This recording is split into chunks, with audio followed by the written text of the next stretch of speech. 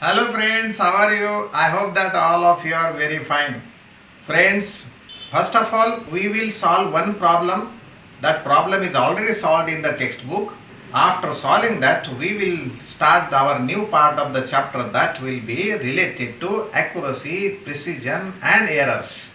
But let me know whether unit joule is bigger or calorie unit is more. Then you know very well 1 calorie is equal to 4.2 joules and therefore ये calorie तो बड़ा है. सो calorie unit बड़ा है अपने joule से.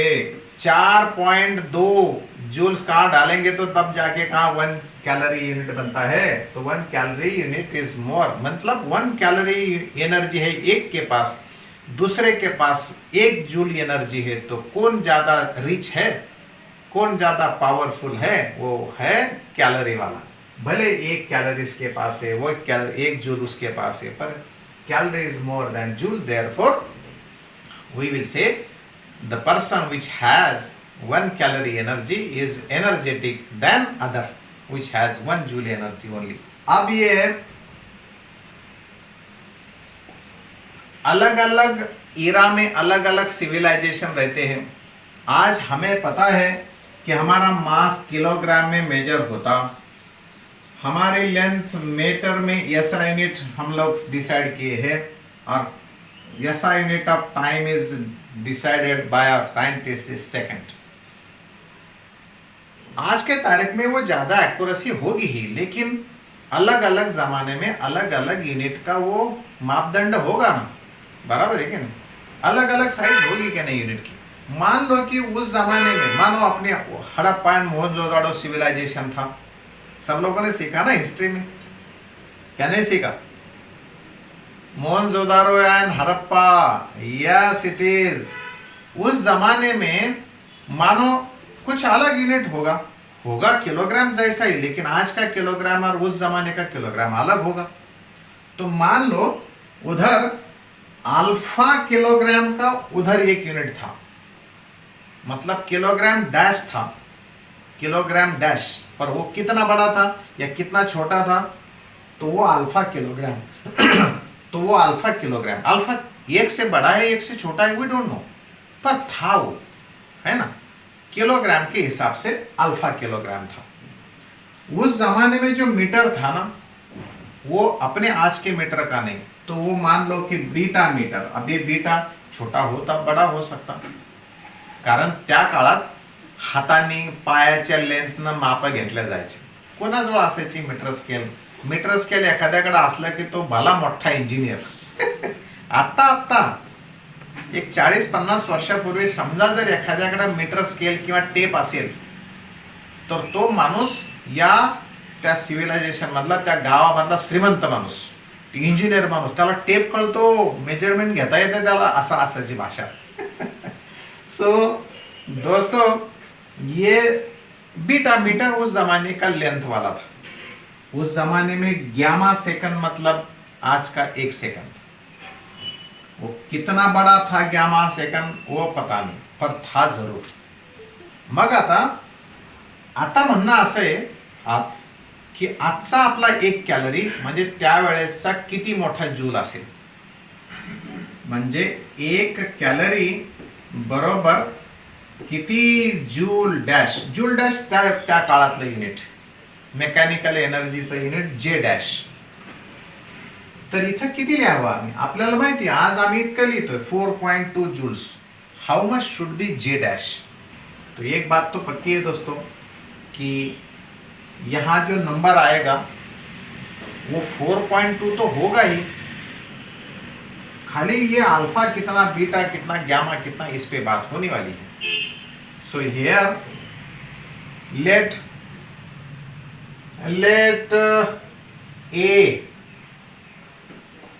Late x बोल सकते, x is equal to alpha kilogram, y is equal to beta metre, z is equal to gamma second. ये हुए हमारे कन्वर्जन. मानो वो x था, मानो वाय था, मानो झेड था, तर आपलं जे एनर्जी आहे ते एनर्जीचे डायमेन्शन्स तर फिक्स्ड आहे ना. 1 calorie is equal to 4.2 joules आज का तारीख में. तो जूल मतलब क्या होता, किलोग्राम होता, मीटर स्क्वायर होता और सेकंड रेस टू -2 होता है कि नहीं? बराबर है ना? या ऐसा होता है कि नहीं बताओ? होता है. जूल लिखना क्या और वो ये ऐसा लिखना क्या, एक ही बात है. तो दोस्तों ये जो किलोग्राम है, ये किलोग्राम इस इक्वेशन से क्या कितना होगा? It will be x by alpha, है ना. सो हियर 4.2 इंटू क्या है, x बाय अल्फा होगा क्या नहीं? It will be x by alpha. Metre y by beta, y by beta, but there is a square, into second z by gamma, z by gamma उसका power -2. Friends इसे जरा systematically और लिखेंगे. This will be 1 calorie is equal to 4.2. Shall I write this as here 1 by alpha into 1 by beta square. तो ये और इसे मैं लिख पाऊंगा 1 by gamma raised to -2 और इधर x y square and z raised to -2. तो shall I write as such? अब इसे जरा देखें, मैं गैमा -2 ऐसा लिखने के बजाय गैमा का स्क्वायर ऊपर लेता, गैमा स्क्वायर लिखता. 4.2 gamma square by alpha beta square, और ये है x y square minus z, sorry minus नहीं, वो सॉरी हाइपन नहीं, dash z raise to -2. It is 1 calorie. Friends क्या उस जमाने में x, y एंड z समय, सॉरी वो SI यूनिट थे क्या नहीं? x था मास के लिए, y था लेंथ के लिए, z था टाइम के लिए. तो क्या हमने ये kilogram metre square second square के जगह वो उस जमाने के यूनिट्स लिखे क्या नहीं? अगर हम जूल के बदले इसे लिख सकते, अगर हम जूल के बदले इसे लिख सकते, तो क्या इसके बदले J डैश लिख सकेंगे कि नहीं? ये J डैश, आप लोग एग्री है?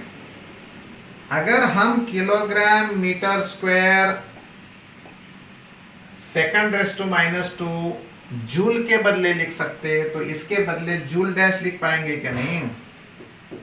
4.2 gamma square by alpha beta square into J dash, into नहीं, वो J डैश यूनिट है. ऐसा होगा हमारा 1 calorie. Are you satisfied with this? It means 1 calorie in Mohenjo-daro and Harappa civilization, 1 calorie will be 4.2 gamma square by alpha beta square J dash, where J dash is a SI unit in those days. Harappa and Mohenjo-daro civilization, Joule dash was the unit of energy, mechanical energy. तो heat unit में अगर लिखना है तो इतना लिखना पडता होगा. समजा तुम्ही ही तुमची सिव्हिलायझेशन म्हणजे तुमची सगळी एक गाव वसवलं, तुम्ही एक गांव बिठा दिया और उसमें बोला कि ना हम इस गांव में दूसरे को आने देंगे, कोरोना चालू है ना दूसरों को अंदर आने देंगे, और हम ना किसी का लेकर कुछ लेकर आएंगे ना किसी को कुछ देंगे. हमारा रुपया पुराने जमाने में नहीं था कि राजा बन गया कि वो अपना अपना सिक्का बनाता था. अरे बनवलं होतं का नाही, शिवाजी महाराजांनी आपला आपला शिक्का, संभाजी महाराजांनी सुद्धा नंतर आपला शिक्का बनवला होता, है ना? हाँ, तो तुम्हारा सिक्का अगर बना दिए उस गांव में, तो तुम्हारी तुम्हारी अपनी अपनी सिस्टम होना पड़ेगी कि नहीं, मेजरमेंट की अपनी अपनी सिस्टम। तो तुम्हारी सिस्टम अगर गामा सेकंड वाली है, बीटा मीटर वाली है, अल्फा किलोग्राम वाली है, तो हो सकता है कि नहीं? यस, मुद्रा, हाँ मुद्रा होती, मुद्रा। राज मुद्रा बोलते थे उसे, राज मुद्रा।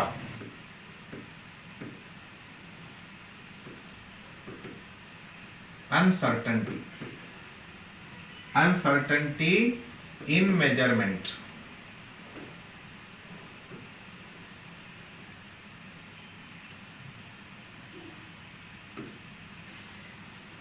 भाई एखादा मेजरमेंट ॲक्युरेट है ऐसा बोलना है, इसका मतलब क्या होता?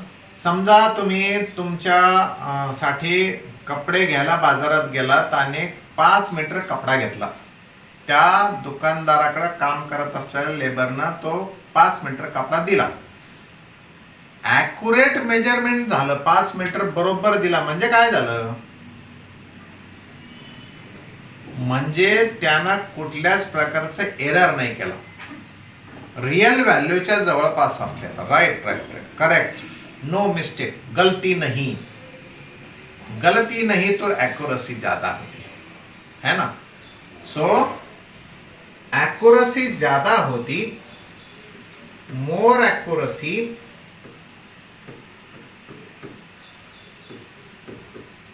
इसका मतलब लीस्ट एरर।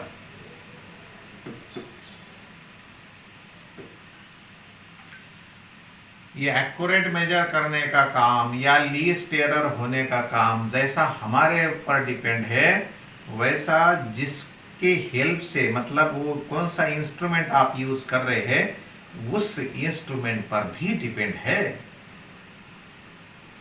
हाँ, लीस्ट एरर मोर एक्यूरेसी, लीस्ट एरर का मतलब है मोर एक्यूरेसी, और मोर एक्यूरेसी का मतलब है लीस्ट एरर, है ना?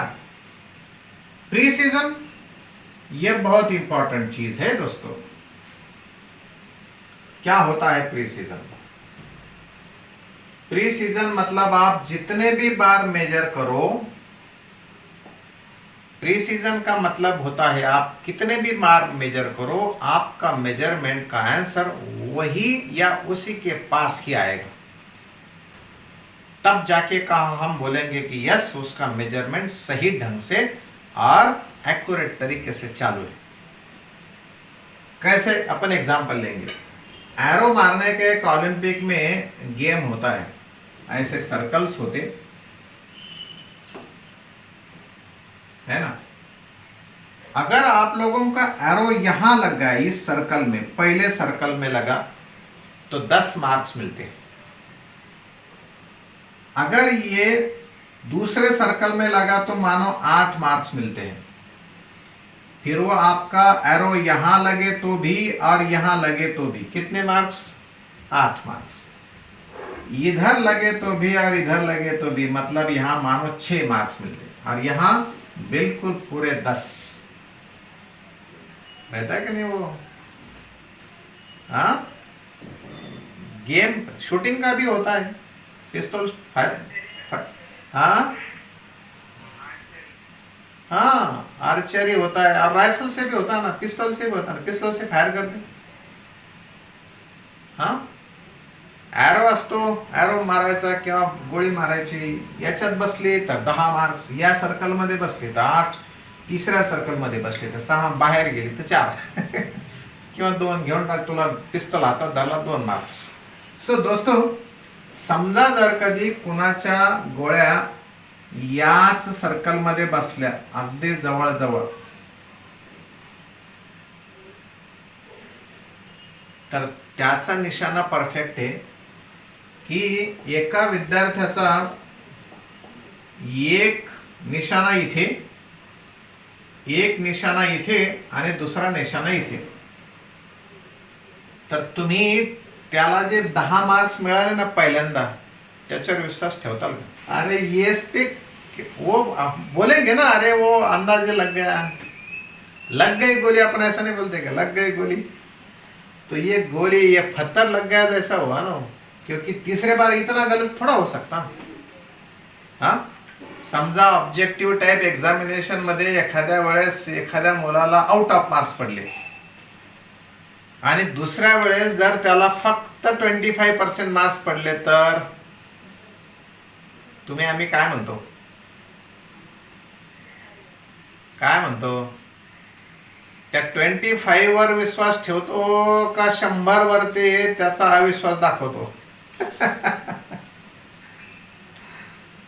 हा, अंदाजे पहिले 100 मार्क, जे 100% मार्क्स पडले त्याच्याविषयी शंका घेऊत का नाही? किंवा एका मुलाला, एखाद्या मुलीला 10 परीक्षेमध्ये 40%, 50%, 40%, 50%, आणि एक एक्झाम झाली, त्याचा नंबर एकदम पहिला आला, वर्गात अनाउन्समेंट झाली, पहिला नंबर आला, तर बाकीच्या मुलांचे चेहरे कोणीकडं आणि कसे होतात बरं? कोणीकडे नजर जाता सगळ्यांच्या, त्या नजरची, उस नजर की भाव क्या रहता है, उस नजर का भाव क्या रहता है? सब लोग किसके तरफ देखते हैं, वो होता है कि नहीं वैसा? बस यही तो है इधर, ये प्रिसाइज नहीं है दोस्तों। एक बार भी अगर फायरिंग अंदर के गोल में नहीं गई ना, तो भी हम लोग इसे ज्यादा मार्क्स देंगे, ये क्रेडिटेबल है, क्योंकि उसका निशाना बिल्कुल, जितना एरर होता उतना हमेशा होता है, पर है प्रिसाइज, इसे बोलते प्रिसाइज, 100% के बहुत क्लोज। एखादे स्टूडेंट ने अगर नजदीक नजदीक फायर किया तो समझ लेना कि वो ऑलमोस्ट 100% है। It is precise hitting, precise target fixing, this is how precise measurement. समजा जर कधी आत्ता किती वाजले असं जर म्हटलं, तर एखाद्याच्या घड्याळात 12 वाजले असतील, एखाद्याच्या घड्याळात 2 मिनिटं जास्त, 1 मिनिट जास्त, पण जर का समजा आपण 10 लोकांना विचारलं, टाइम 1 मिनिटाच्या मागे पुढे झाला, तर सगळ्यांच्या घड्याळात बरोबर आहे की नाही? पण जर कोणी म्हणलं आत्ता 11:30 वाजलेत, आत्ता जस्ट एंट्री केली त्यांना क्लासमध्ये, तर त्याची घड्याळ आपण काय म्हणतो, पाणी पिली। सो दोस्तों, ये पानी पिए वाली वॉच जो है ना, वो नहीं चलती फिजिक्स के मेजरमेंट में, क्योंकि physics is the subject of science which is based on the measurement only, and this is why our syllabus starts with the chapter measurement। अब इधर जाएंगे हम लास्ट, ये लास्ट होता है अनसर्टेनिटी। अब अनसर्टेनिटी की मीनिंग समझ लो दोस्तों, ये है अपना एक रॉड, काय का रॉड हो, कपड़े का दे देंगे, कपड़े का एग्जाम्पल लेंगे। आप लोग चले गए दुकान में और आपने बस परचेस करने का सोचा 4 मीटर क्लॉथ, 4 मीटर का क्लॉथ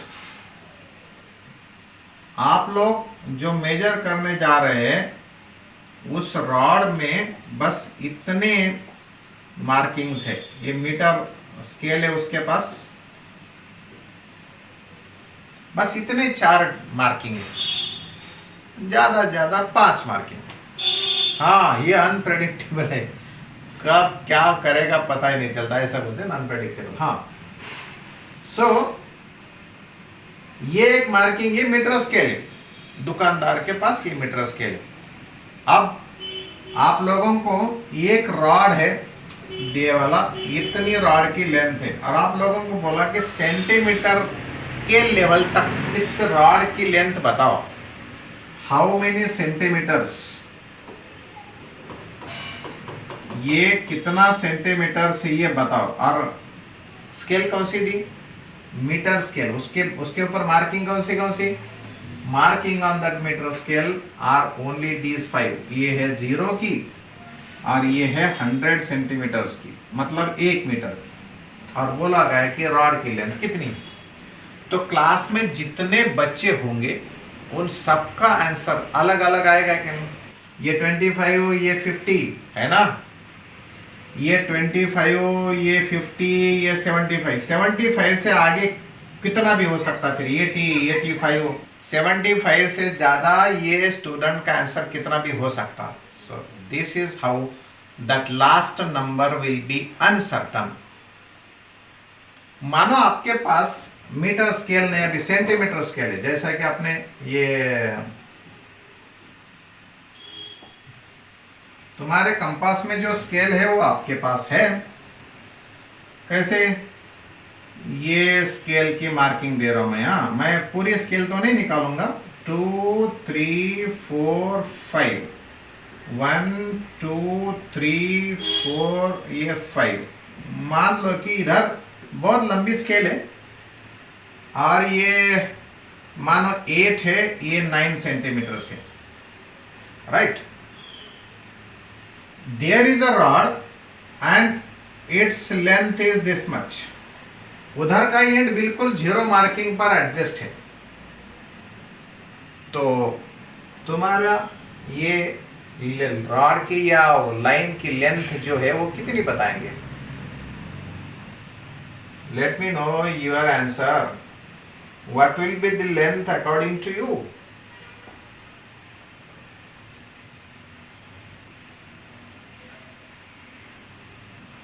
हाँ, देखो देखो आपने दो आंसर सारे, कोई 8.6 बोलता है, कोई 8.7 बोलता है.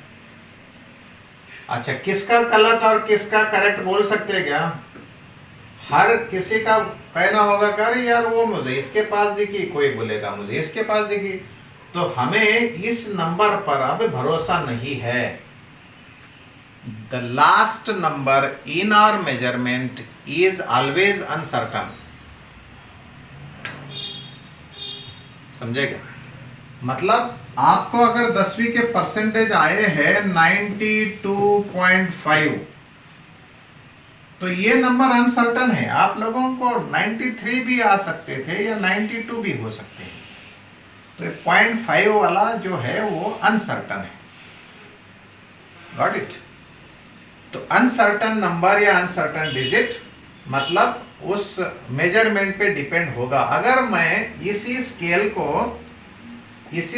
को अगर ऐसा देता हूं, मतलब आधे आधे मिलीमीटर की मार्किंग, हाँ, अब आपकी रीडिंग क्या हो सकती थी बताएंगे आप लोग? रॉड वही है, बस मैंने आप लोगों को स्केल अलग ढंग की दी है.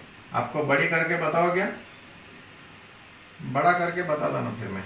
आप कितना बताएंगे? 8.65, 75. कौन है रे 75? ये इसका मतलब है इसका पहला आंसर अंदाजे आया था. 8.75 बोलने वाले का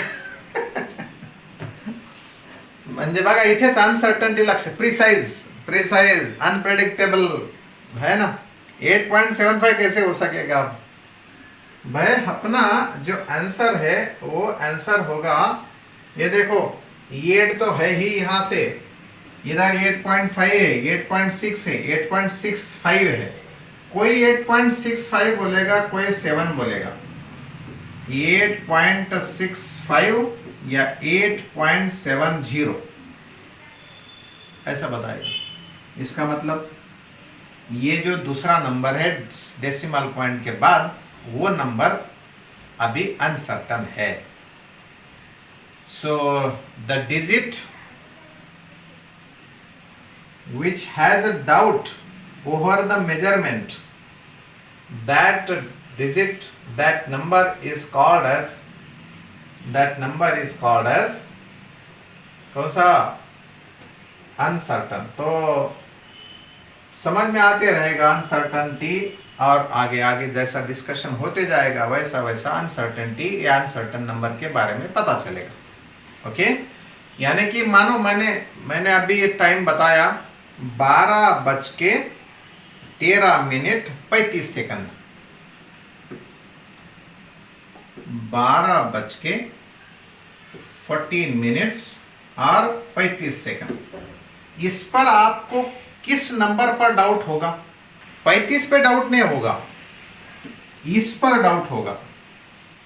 अनसर्टनिटी 5 की है, वो 35 बोलते समय वो 35 भी हो सकता, या 36 भी हो सकता, या 35 भी हो सकता, उस पे भरोसा नहीं कर सकते।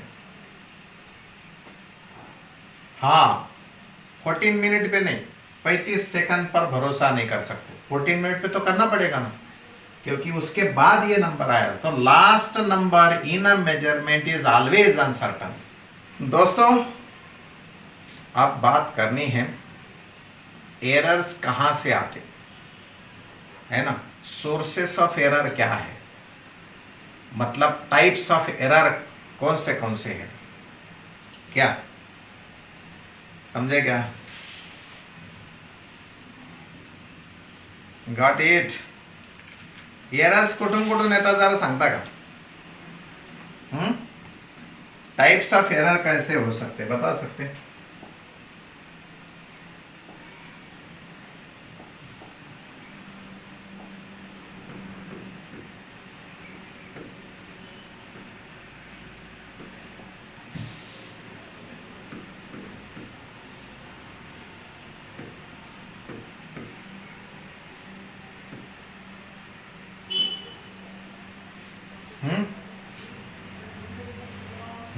इंस्ट्रूमेंट से आए वाला इनएक्यूरेट, क्या श्रुति? इनएक्यूरेट क्या? पर्सनल एरर भी हो सकता, ओके। मैन्युअल एरर हो सकता, ओके। रैंडम एरर हो सकता, ओके। ऑब्जर्वेशन का हो सकता, गुड। और इन फैक्ट एरर्स को परसेंटेज एरर, वो टाइप नहीं है, systematic error, okay. Friends, in fact there are 2 types of errors. एक होता है systematic, it means error produced in a system, मतलब सिस्टम में जो कोई है वो, और सिस्टम के बाहर का, मतलब इस पे किसी का जोर नहीं चलता। Random errors, systematic errors and random errors. Hello, हे दोन तुम्ही तुमचे सगळे आन्सर जे आहे ना ते सगळे याच्यातच टाकता येतात। किसी ने बोला कि इंस्ट्रूमेंट के कारण है, तो हाँ ये इंस्ट्रूमेंट के कारण है। किसी ने बोला ये इंस्ट्रूमेंट के कारण, तो होता कि नहीं ये इंस्ट्रूमेंट अपने सिस्टम में। इंस्ट्रूमेंटल एरर,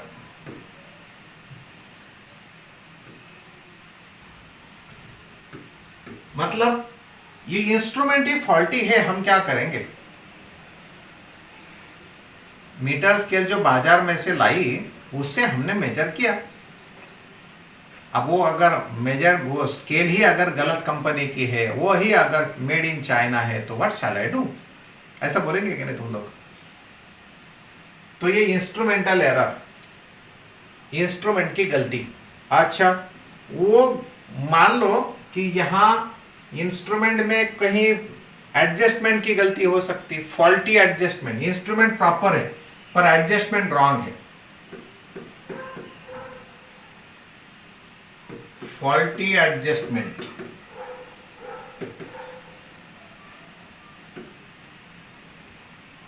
फॉर एक्झाम्पल, कुठलाही एखादा रीडर, म्हणजे तुमचा ॲमीटर असेल, रीडर म्हटलं मी, ॲमीटर असेल, व्होल्टमीटर असेल, स्पीडोमीटर असेल, दुकानात जाऊन आपण ते काही मास घेत असतो, ते मास मोजणारं एखादं ती इलेक्ट्रॉनिक डिव्हाइस असेल, नाहीतर तराजू असेल, टू पॅन बैलेंस, वो पहले सेट करते समय ही अगर 0 पे नहीं है, तो समजा हा माझा स्पीडोमीटर है, इथं 0 है, 20, 30, 40, 50, 60, 70, 80, 90, 80, ये 100 किलोमीटर पर आवर से गाड़ी चला सकता है वो स्कूटी, ज्यादा से ज्यादा। पर अगर मान लो कि ये 0 रीडिंग पर वो पॉइंटर शुरू में है नहीं, शुरू में पॉइंटर ही 0 से थोड़ा आगे, तो जहां कहीं वो आप गाड़ी चलाते, जब कभी गाड़ी चलाते होंगे, तो क्या ये सारे ऑब्जर्वेशन भले आप करेक्ट मेजर करेंगे, लेकिन क्या वो करेक्ट होंगे क्या? तो आंसर नहीं होंगे। क्यों नहीं होंगे? तो शुरू में ही वो 0 पे नहीं ना, है ना। तो this is what faulty adjustment. गाड़ी का बाकी सब कुछ अच्छा है पर एडजस्टमेंट प्रॉपर नहीं है। So instrumental error, faulty adjustment and so on. अब दूसरा दूसरा भाई सिस्टम में तो ऑब्जर्वेशन लेने वाला भी होता ना, परफॉर्मर होता। परफॉर्मर होता है कि नहीं?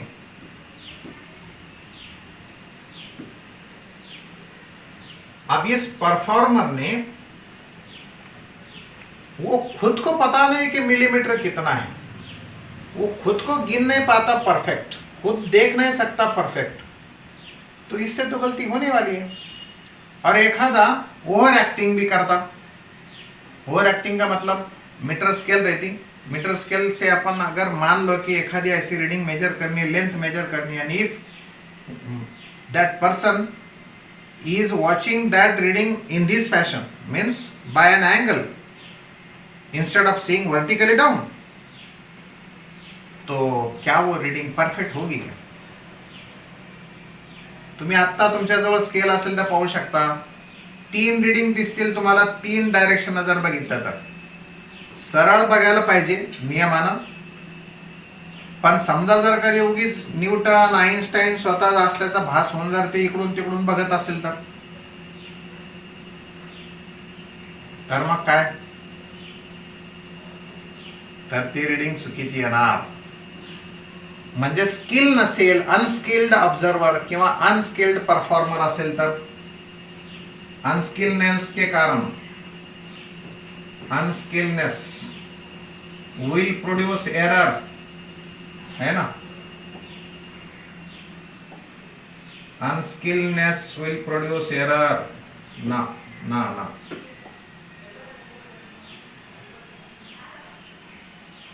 या हम लोग बोल सकते हैं उस पर्सनल, वो पर्सन का पर्सनल एरर।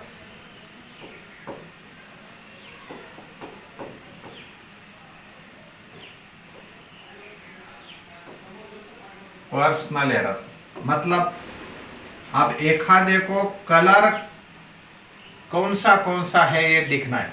देखो दोस्तों, अभी टीचर ने इस बोर्ड पर कौन से कलर यूज किए हैं, ऐसा एखादा टारगेट है। डिस्कशन क्या है, कौन से कलर ये अभी बोर्ड पर। अब बेचारे का अगर कलर ब्लाइंडनेस है तो क्या ये सारे कलर उसे दिखाई देंगे? इसे कहते हैं हम लोग पर्सनल एरर। ये लिखा ना, पर्सनल एरर। हो सकता है क्या? अच्छा, वो मेजरमेंट में उसकी गलती है क्या? उसका इंटरेस्ट नहीं क्या? जैसा ऑनलाइन क्लास में किसका कितना इंटरेस्ट है पता चलता कि नहीं? है क्या नहीं? अब वो किसकी गलती है? गलती किसी की भी नहीं है, ना टीचर की है, ना अपने क्लासमेट की है, ना घर वालों की है, बस वो है, इंटरेस्ट है वैसा होता। और एक आध बार हुई तो वो एरर दुरुस्त भी हो सकता है, वो एरर नहीं रहता, वो तो मिस्टेक हो जाती। अरे ये पता है कि एरर और मिस्टेक के बीच में डिफरेंस क्या है? बोलो, किसी को है क्या पता? माइक चालू करके बोल सकता है कोई, difference between error and mistake? हाँ,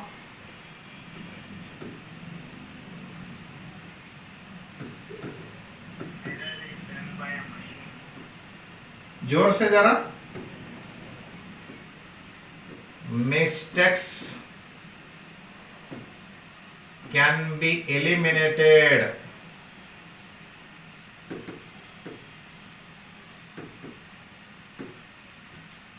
and errors cannot.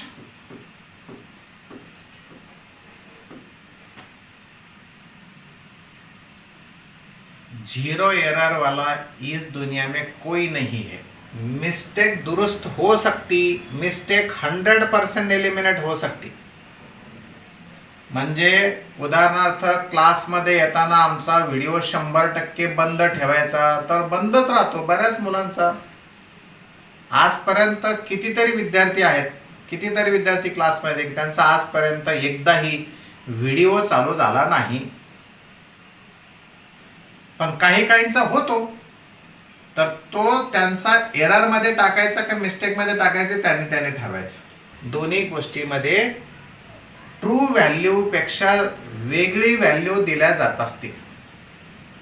100 आहे, जे आहे ते ट्रू काय 100. 90 आलं तर 10 हे मिस्टेक नाही येऊ शकतं, 10 हे एरर नाही येऊ शकतं. जर ते 10 तुम्ही इलिमिनेट करूच शकले नाही, ते नेहमी 90 येत असेल तर दॅट इज एरर. आणि हे जर ते 10 दुरुस्त होत असेल तर ते मिस्टेक. दोस्तों, इसी के साथ आज के ताज़ा समाचार खत्म करते हैं. मिलेंगे कल इसी वक्त इसी जगह. Till that all the best. Take care of yourself and your family. Bye bye.